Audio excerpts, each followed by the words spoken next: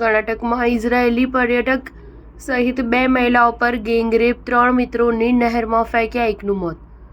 કર્ણાટકના વિશ્વ પ્રસિદ્ધ પર્યટન સ્થળ હમ્પી પાસે એક ચોંકાવનારી ઘટના સામે આવી છે. અહીં ઇઝરાયેલની એક 27 વર્ષીય પર્યટક અને એક હોમસ્ટે ચલાવનારી મહિલા સાથે સામૂહિક દુષ્કર્મની ઘટના સામે આવી છે. આ ઘટના ગુરુવારે રાત્રે આશરે 11:30 વાગે બની હતી, જ્યારે બંને મહિલાઓ સાનપુર તળાવના કિનારે બેસીને તારાઓનો રમણીય નજારો જોઈ રહી હતી. પોલીસના જણાવ્યા અનુસાર પીડિત મહિલાઓ 3 અન્ય પુરુષ પર્યટકો સાથે હતી, જેમાંથી એક અમેરિકન નાગરિક અને 2 ભારતીય નાગરિક હતા.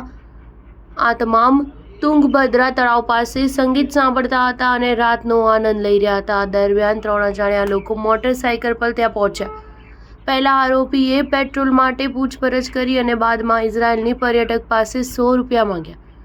જ્યારે તેણે પૈસા આપવાનો ઇનકાર કરી દીધો તો બંને વચ્ચે વિવાદ શરૂ થઈ ગયો. બાદમાં અજાણ્યા શખ્સોએ પુરુષ પર્યટકો પર હુમલો કરી દીધો અને તેમને તળાવમાં ધક્કો મારી દીધો. બંનેને તળાવમાં ફેંકી તેઓએ મહિલાઓ પર દુષ્કર્મ આચર્યું અને બાદમાં ત્યાંથી ફરાર થઈ ગયા. પુરુષ પર્યટક અમેરિકન નાગરિક ડેનિયલ અને મહારાષ્ટ્રનો પંકજ તળાવમાંથી બહાર નીકળી ગયા છે, તેમજ ઓડિશાના બિબાશને બીજા દિવસે મૃત હાલતમાં બહાર કાઢવામાં આવ્યો.